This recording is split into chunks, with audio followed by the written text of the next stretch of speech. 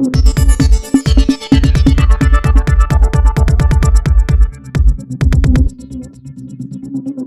हुआ था, पूरा मामला क्या है, हमारे दर्शकों को बताइए।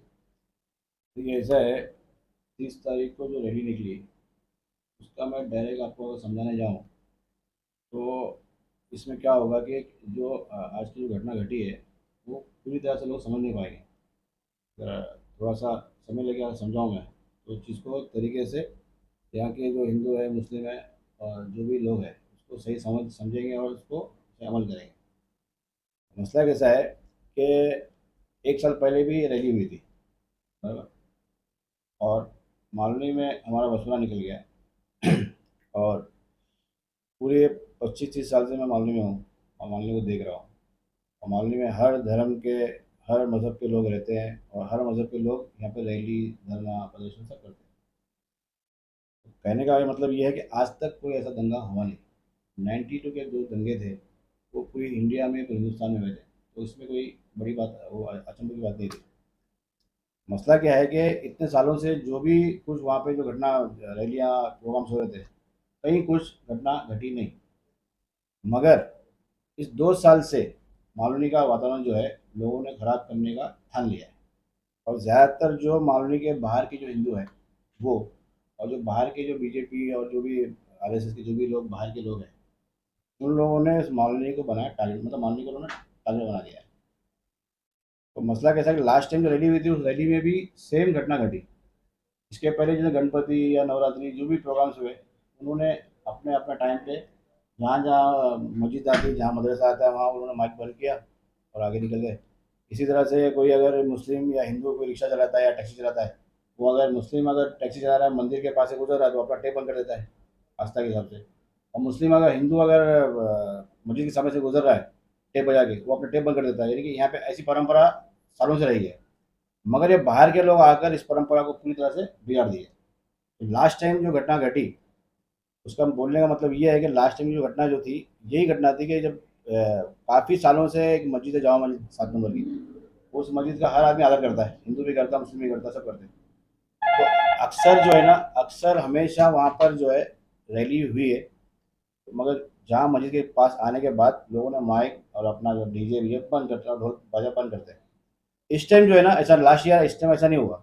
लास्ट ईयर क्या हुआ कि प्लानिंग के तहत जो लोग पूरी तरह से अम्बुल से निकले, जहाँ जहाँ मस्जिद थी वहाँ पर गाड़ी रुकाकर इतने ज़ोरों में डीजे है, ढोल है, जो भी उनकी जो नासिक ढोल जो भी है, इतना बजाया गया है कि एक तबका जो है ना, बिना वजह जो है वो हिंदू भाइयों के जो लोगों में एक नफरत पैदा हो गई मुसलमानों के लिए, और मुसलमानों के लिए हिंदुओं के लिए, मुसलमानों के लिए हिंदुओं के लिए नफरत पैदा हो गई। और डालने वाले कौन थे? जो यहाँ के बाहर के हिंदू और आरएसएस के लोग थे। अब आते हैं इस मुद्दे पे। तो लास्ट टाइम जो रैली हुई थी उसमें जो यहाँ के जो पुराने डीसीपी जो थे, ठाकुर साहब, और जो एडिशनल कमिश्नर थे, पटवाल साहब, उन्होंने उस चीज़ को पूरा देखते हुए अच्छी तरह हैंडल किया। और रैली ख़त्म होते ही उन पे केस बनाया और सबको ऐसा एक्शन लिया। और सबको जो, जितने भी ये साल जितने लोगों ने प्रोग्राम किया, जो इसका रैली का, वही लोग थे जो लास्ट टाइम थे। तो मेरा बोलना ये है कि जब लास्ट टाइम ये फसाद दंगे हो चुके थे, तो इस टाइम पुलिस जो यहाँ का डीसीपी है, एडिशनल जो भी महकमा है, उनको उनको पहली बात तो परमिशन को देना नहीं चाहिए था, और दिए तो कुछ कंडीशन में देना चाहिए था। तो कहने का मतलब ये है कि ये रैली वापस अम्बुवाड़ी से निकली, फिर 7 नंबर आई।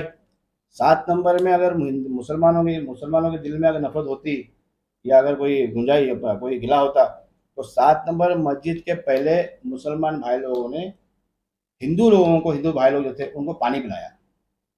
पानी पी के अम्बुजवाड़ी से थके हारे आ रहे थे लोग, 7 नंबर मस्जिद के पहले पानी पिलाए।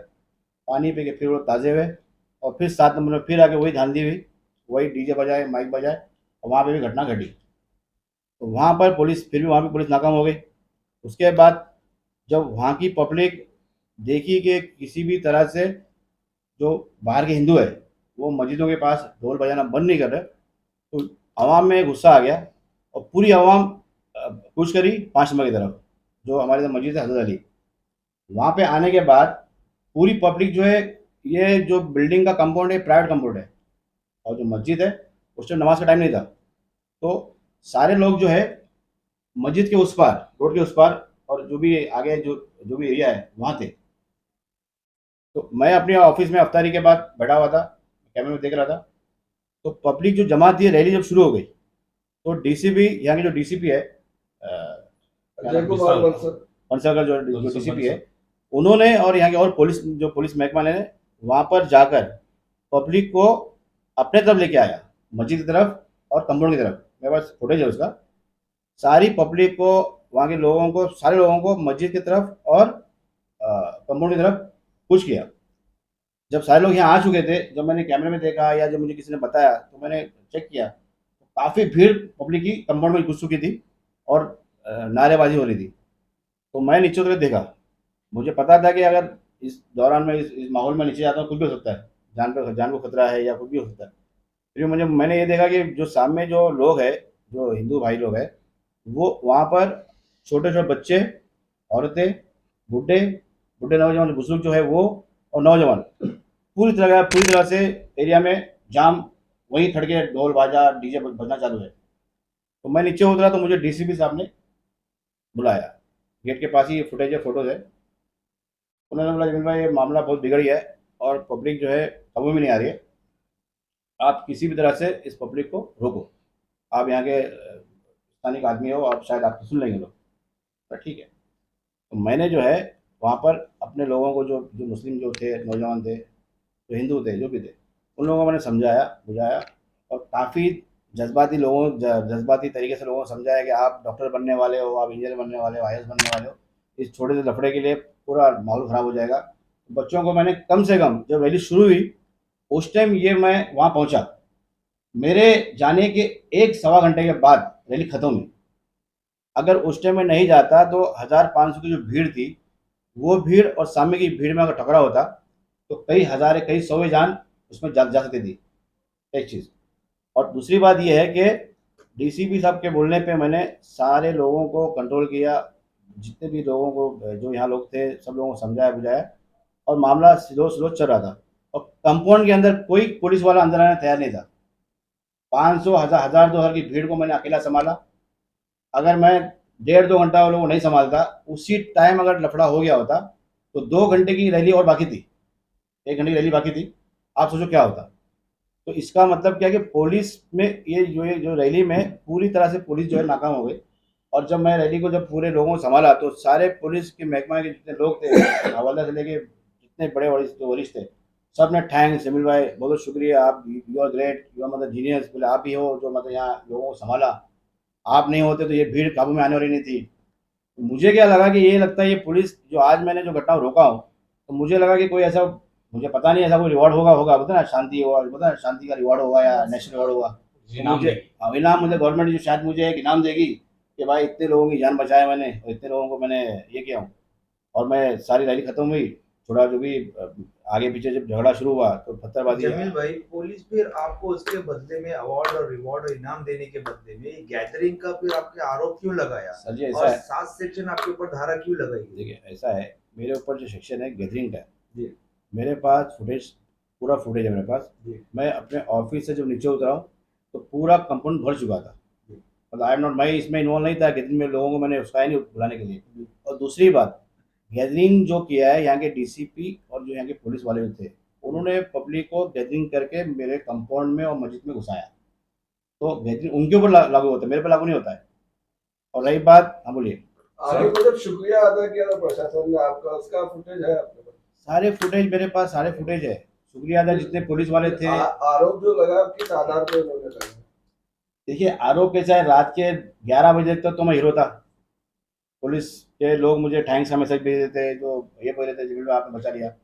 3 बजे के बाद कौन सा मंत्री, कौन सी सरकार या कौन सा प्रेशर, मुझे नहीं मालूम क्या आया, और 3 7 दिन के बाद तय हो गया कि जमील मैडम केस बनाओ। सर, जो इतने लोग यहाँ पर आए आपके इधर कंपाउंड में, इतनी जल्दी 10 मिनट या 15 मिनट के अंदर में जो इतने लोग आ गए, तो ये कहीं ना कहीं ऐसा तो नहीं कि आपको या बदनाम करने के लिए, या तो आपके पीछे कोई साजिश है? इतने लोग जमा होने का मकसद इतनी जल्दी क्या था? देखिए ऐसा है कि साजिश, बदनामी एक अलग चीज़ है।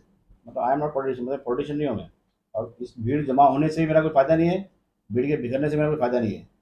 यहाँ पर भीड़ को जो पब्लिक भीड़ जो कैमरे पर जो फुटेज है वो फुटेज के अगर फुटेज में दिखाने जाऊँ आपको तो फुटेज के हिसाब से पब्लिक ऑलरेडी वहाँ जमा हो चुकी थी रैली के साथ।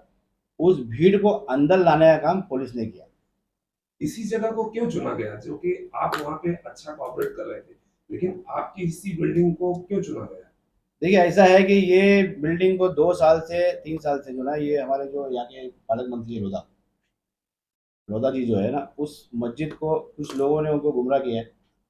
कुछ लोगों ने कहा कि ये मस्जिद इलीगल है, ये मस्जिद गलत जगह बनी हुई है या हिंदुओं की जगह में बनी हुई है। ऐसा नहीं है। इस मस्जिद को प्रॉपर जो है मस्जिद को परचेज किया हुआ है, इसका 7/12 है, इसका प्रॉपर्टी कार्ड है और बनने के बाद इस मस्जिद का प्लान पुटअप किया हुआ है और उसके बाद इस मस्जिद को वक्फ कर दिया है। तो मैं समझता हूँ पूरी मुंबई में कुछ ही मस्जिद ऐसी है जो वक्फ की मस्जिद जो होती है उसमें एक मस्जिद ये है। और लोधा जी को समझना ये चाहिए कि लोधा जी है पालक मंत्री है, इस सरकार के मंत्री है। तो पूरी सरकार के मंत्री पूरे महाराष्ट्र की मतलब जनता है। तो ये मुझे लगता है कि इससे मालूम है कि 8-10 लोग जो यहाँ पे है वो उन्हीं के पालक मंत्री है और उन्हीं के साथ में उनका समझौता है। मेरा कहना ये है कि अगर कोई भी इंसान जब तक इलेक्शन लड़ता है तो पार्टी का होता है, जीतने के बाद वो आम का होता है। तो मेरा भी पालक मंत्री है वो, उनका भी पालक मंत्री है। डिफेंस में आप क्या कहना चाहते हैं? मैं नहीं था ना इसमें, मैं हूँ नहीं। आप पे एफआईआर दर्ज हुआ तो आपने प्रशासन से बात किया कि भाई आपने मेरा शुक्रिया अदा किया, उसके बावजूद भी एफआईआर बना दिया? मैंने डीसीपी साहब को फ़ोन किया था। मैंने बोला कि आपने मुझे थैंक्स और आपने मुझे कहा कि आप जमील भाई आप कुछ भी करो, यहाँ के लोगों को संभालो। और मैंने बोला आप डीजे बंद कर दो, तो आप बोला डीजे बंद होना मुश्किल है, आप यहाँ के लोगों को संभाल लो और मैं आप यहाँ संभालो मैं वहाँ संभालता हूँ।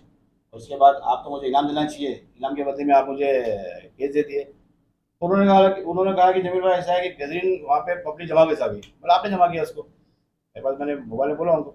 सर मस्जिद के 100 मीटर के दायरे के अंदर कोई भी चीज बजाने का अलाउ नहीं है, आप क्या आप मानते हैं इस बात सर को? जी ऐसा है डीजे बजाने के परमिशन तो मुंबई में है नहीं जी। इतने जॉइंट सीपी लेवल का ऑफिसर, एडिशनल लेवल का ऑफिसर, डीसीपी लेवल का ऑफिसर वहाँ पे होने के बाद डीजे बजाया तो लॉ एंड ऑर्डर खराब हुआ ही, तो कार्रवाई तुम पे होना चाहिए तो आप मानते हैं कि कानून का उल्लंघन हुआ है यहाँ पे? पूरी तरह से। जी। क्या कोई सोची समझी साजिश थी? देखिए साजिश थी या नहीं थी वो मैं साबित नहीं कर सकता हूँ, वो आने वाले दिनों में मालूम पड़ जाएगा। और मगर इसमें जो है पूरी तरह से पुलिस नाकाम रही है और एक बहुत बड़ा हादसा जो सवे मतलब कई बच्चे बूढ़े हिंदू बच्चियां लड़कियां बुजुर्ग जो लोग और यहाँ के जो नौजवान लड़के आपस में लड़ते मरते, उस हादसे को मैंने रोका हूँ और उसका जो अल्लाह देगा उसका जो असर जो है अल्लाह देगा इंशाल्लाह। मैं अगला कदम क्या होगा अभी आपका?